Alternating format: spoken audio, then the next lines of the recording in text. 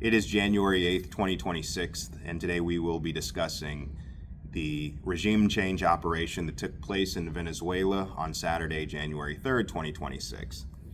Now, in the early hours of Saturday morning, U.S. Special Forces captured Venezuela's President Nicolas Maduro and his wife.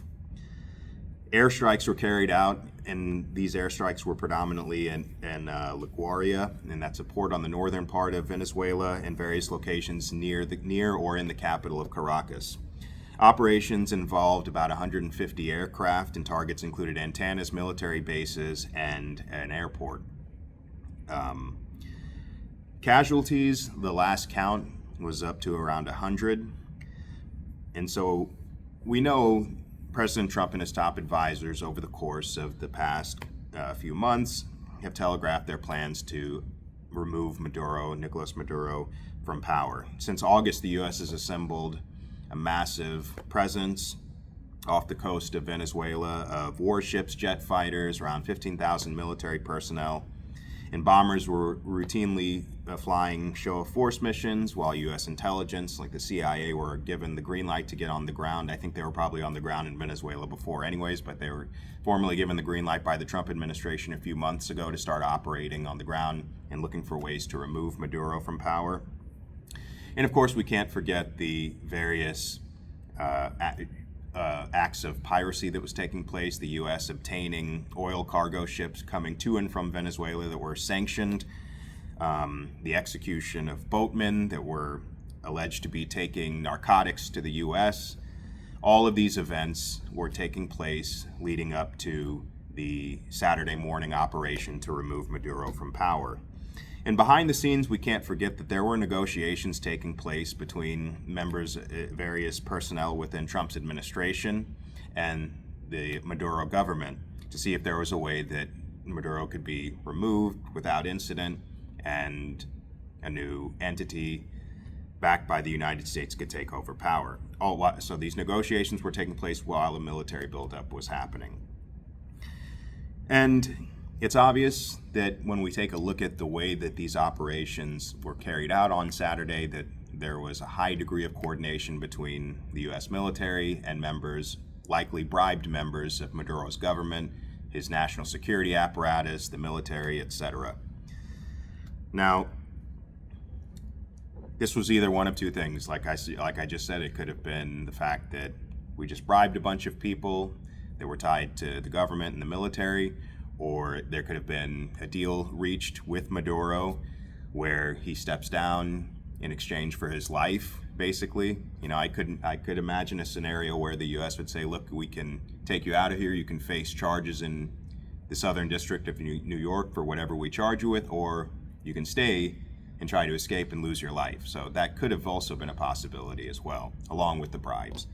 So either way, we're probably never going to know the intricacies of that, but you know, just a little bit of speculation there. Now, the Trump team admitted in a press conference following the operation that the attack was about natural resources and essentially the U.S. running Venezuela, the U.S. itself running Venezuela. It was never about narcotics. It was never about the oppression of the Venezuelan people. It wasn't about communism or any of these things, or Maduro leading some kind of notorious gang of narco-terrorists or anything like that.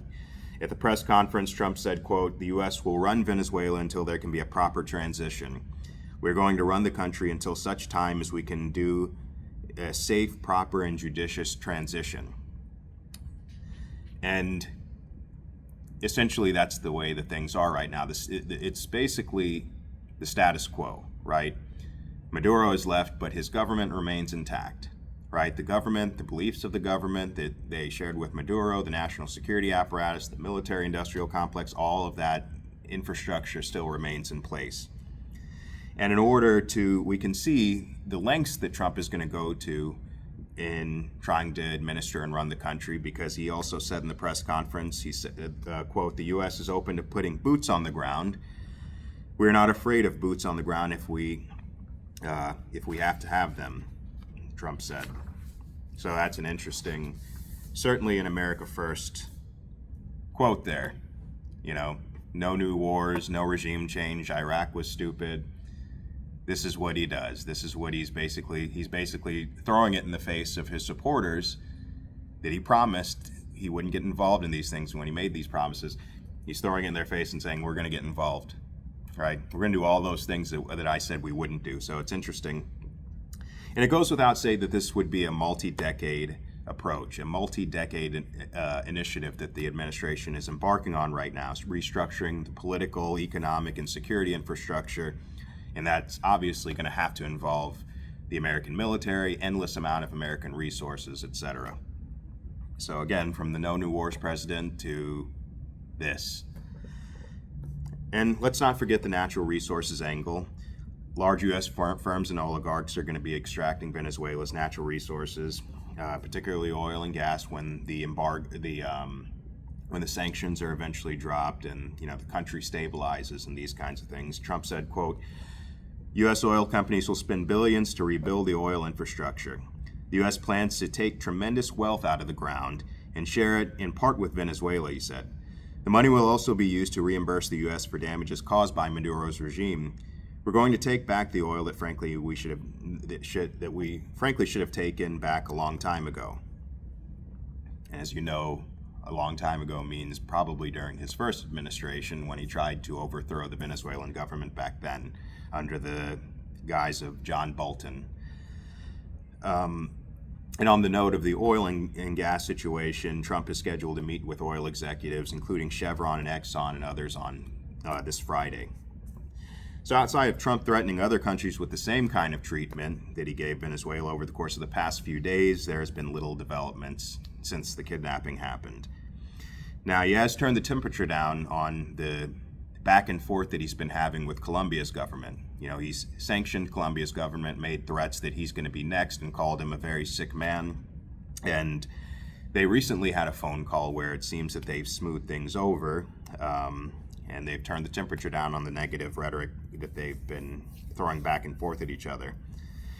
And I believe that they're slated to meet with each other within a few weeks or months. Now, again, things haven't really changed too much in Venezuela as of today on Thursday, but their government has increased their security forces on the streets. You have to remember that there are several militias that operate in different parts of Venezuela that could be a problem in the future if the government doesn't clamp down right now and bring the temperature down, right? But everything appears relatively stable, and we'll touch on some of the dynamics observed so far from the oil and gas industry. But before I jump in, I want to mention a few of Trump's ambitious ideas thus far in his term. We've had the Congo-Rwanda rare earth deal, the Ukraine-Russia rare earth deal, the Gaza Riviera peace proposal. All of these very ambitious natural resources plans that he's embarked on.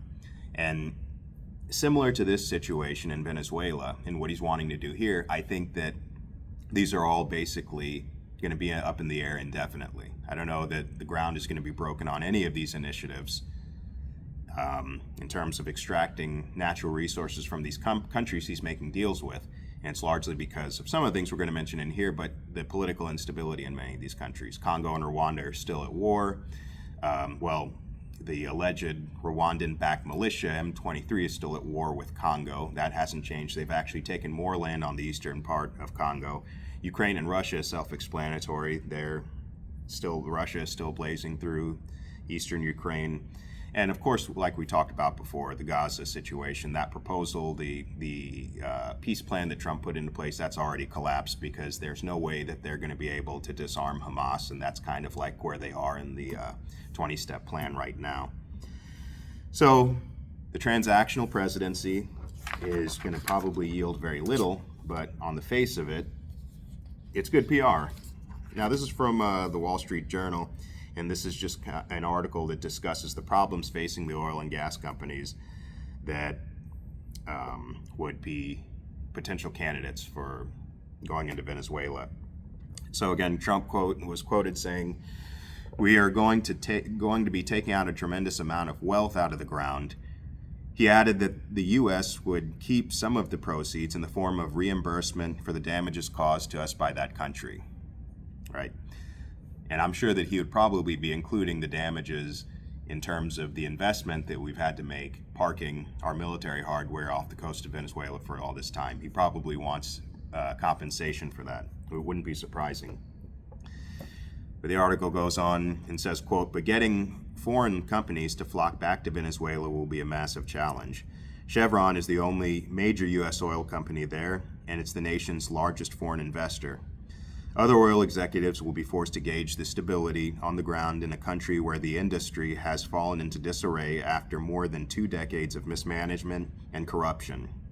So as mentioned earlier, the most important thing to realize is that separate from the market dynamics involved in reinvesting in Venezuela, the majors will need to consider Venezuela's political viability and stability before returning there and starting new projects. Stabilization is going to require far more than sanctions relief.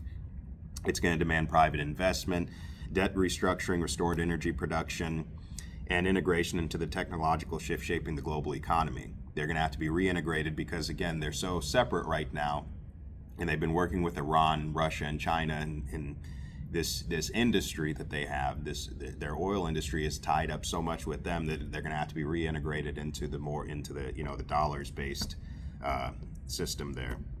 And so, time consuming. We're not talking about a few years, particularly the 3 years that Trump has left in office. We're talking about a decades-long project. The U.S. hasn't detailed the mechanics of how, this is from the article, of how it would bring about American oil companies into Venezuela to boost production. And part of this was discussed a few days ago, just a portion of it, in a Bloomberg article where Trump basically said that there is the potential of the U.S. itself, taxpayer dollars, subsidizing some of these companies as they start out reinvesting in these in Venezuela. So basically backstopping their investments into Venezuela because of how risky they'll be with U.S. tax dollars. America first, right? Article goes on, quote, "Analysts say it could facilitate a process that would allow companies to bid for oil and gas blocks and question whether European companies could also bid for the right to enter the country. Other big oil companies that are potentially interested in re-entering Venezuela will almost certainly take time to evaluate the situation because the country has a track record of appropriating oil assets. Oil companies always want oil, and Venezuela has a lot of it," said Jose Ignacio Hernandez, a law professor, consultant and public debt expert at Aurora Marco Strategies. "But they need political stability, which requires more than just removing Maduro. The situation is still ongoing." And, this is similar to Gaza, right? Trump definitely wants some kind of investment in Gaza. He wants the military situation to calm down, even if there's not a long-term solution, and he wants investors to be able to go in there, build up, the country so that, him and his entourage and people his donors, people who have supported him, both in the U.S. and Israel, can reap those profits. So stability is the key. There's gas off the coast of Gaza as well. So restructuring is something he's having to do there. And because of, again, how volatile that situation is over there, that's going to be indefinite. The timing is going to be indefinite for when that kind of investment is going to happen. And the same thing would go for Venezuela. And a lot of the producing fields in Venezuela, they're actually under contract with the Chinese. And so that's going to be another obstacle, and it's going to be another hurdle they're going to have to jump over. The article continues, Orlando Ochoa, a Caracas-based economist and a visiting fellow at the Oxford Institute for Energy Studies, described the Herculean task of jump-starting the moribund energy industry, which has seen tens of thousands of trained professionals flee the country under Maduro's authoritarian rule. Now,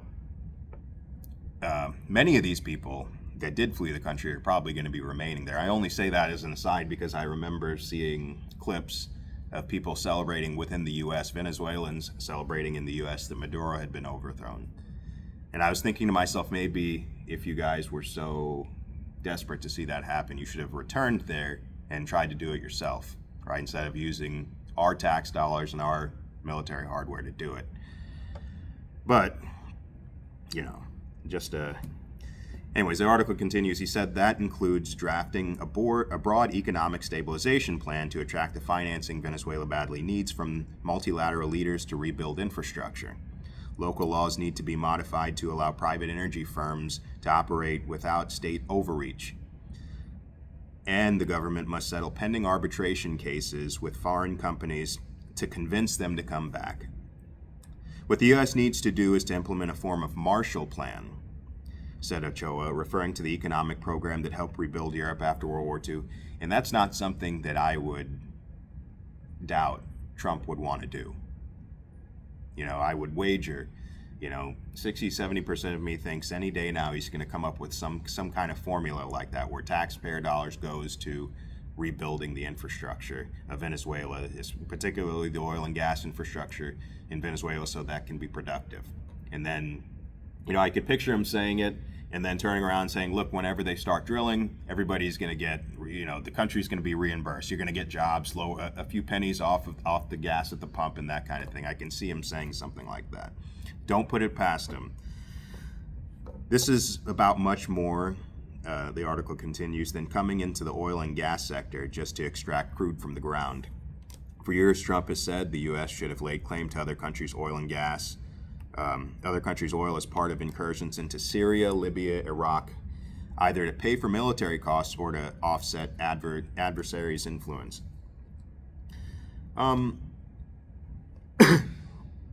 this is the key, when you listen to that kind of statement from Trump, it's something you have to understand. It's that he was never, if you remember whenever Trump was running the first time and in his first administration, he was always criticizing the Bush family because they intervened in Iraq.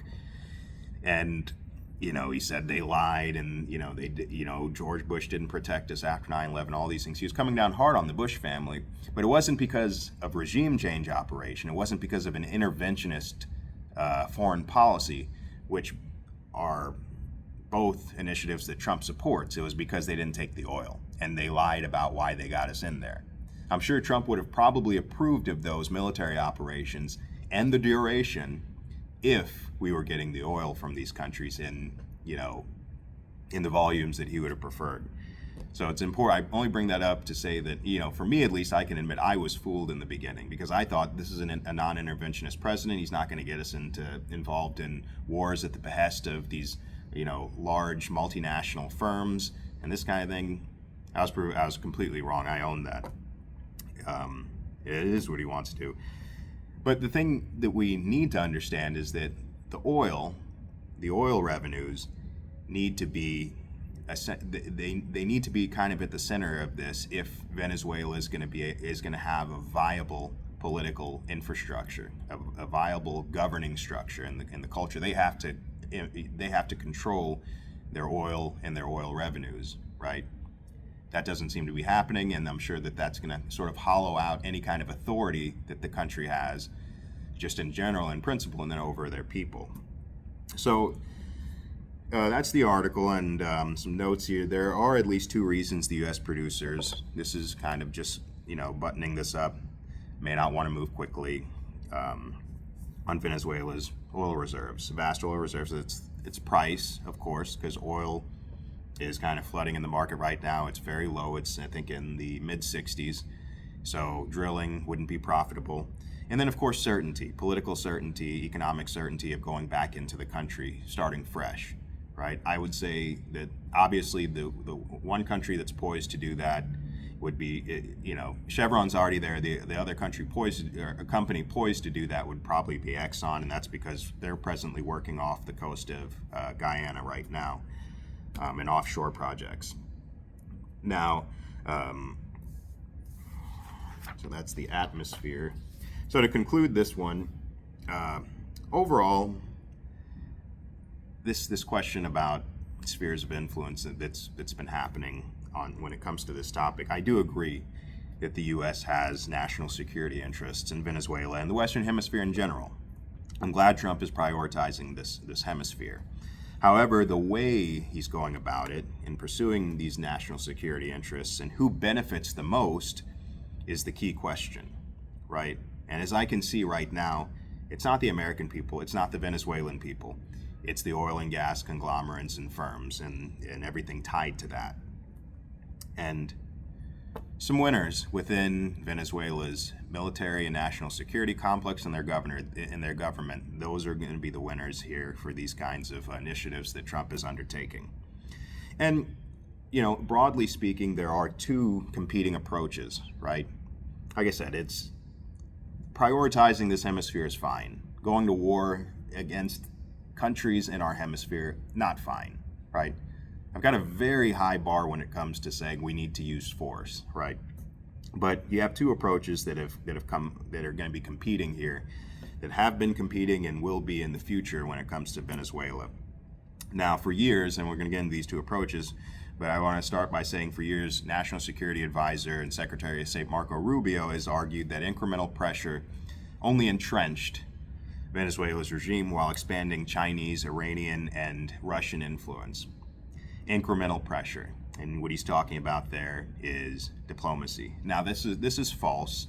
The reason that Venezuela reoriented itself to these countries, Russia, China, and Iran, is largely because of how the U.S. has consistently antagonized Venezuela, slapping sanctions on them, consistently trying to overthrow their governments. This isn't the first time the U.S. has tried to do this and that kind of thing. So I just want to make that clear, that assumption that Rubio has about why Venezuela's posture turned toward those countries, our alleged adversaries, happened. But more importantly, this school of thought is more the ones that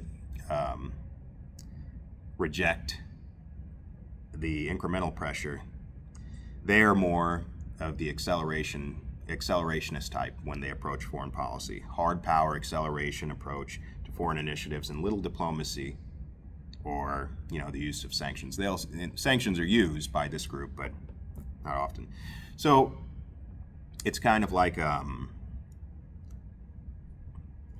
what I would term I would say it's kind of a low investment approach. You're not investing in understanding the dynamics of the conflict. You're just wanting results, and you're wanting them quick. So that's why I say acceleration. The second course is the softer power, the tempered, gradualist diplomatic approach, involving drawn-out negotiations, multiple partners, etc. That's the high investment approach, right? The time-consuming one. Think John Kerry with the Iran nuclear deal. What did that take? Maybe 2 years to get together, right? And then compare that to, so that's more of your high investment approach. Your low investment approach would be Iran, the way Trump handled Iran last year, pretending to negotiate a nuclear deal with them. And then shortly thereafter, when he felt like it, he allowed Israel to attack them, and then we attacked Iran. So just to compare and contrast there a little. Now, I happen to fall into the second camp. I believe in the high investment approach, because the U.S. is going to literally run this country, Venezuela, indefinitely, as Trump has said, it's invested very little in understanding the larger dynamics in the country, our relationship, Venezuela's relationship with our alleged adversaries, and this kind of thing.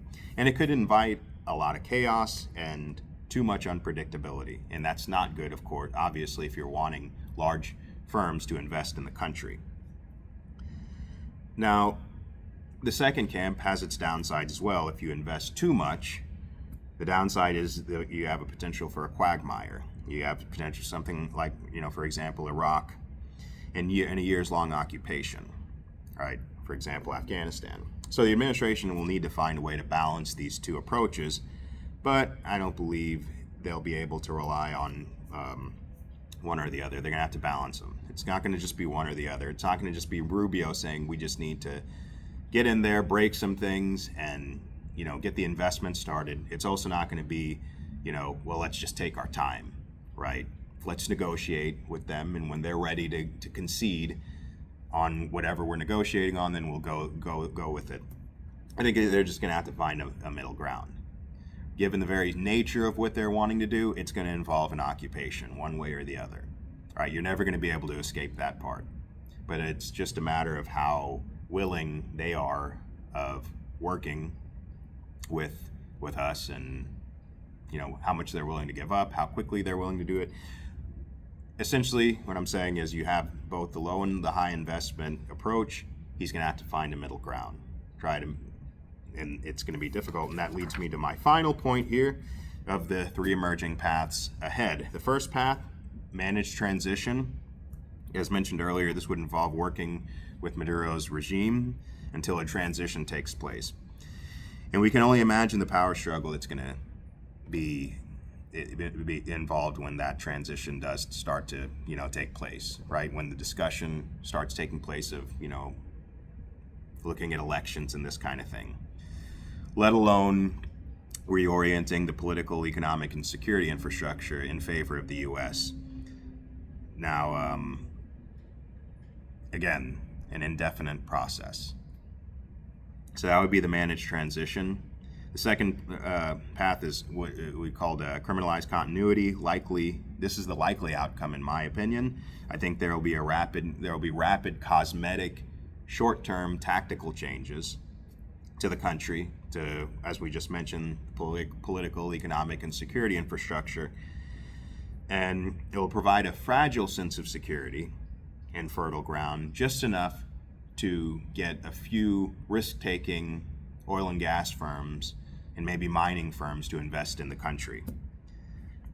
And most of the problematic elements, at least the problematic elements in the eyes of the U.S. government, will remain in place.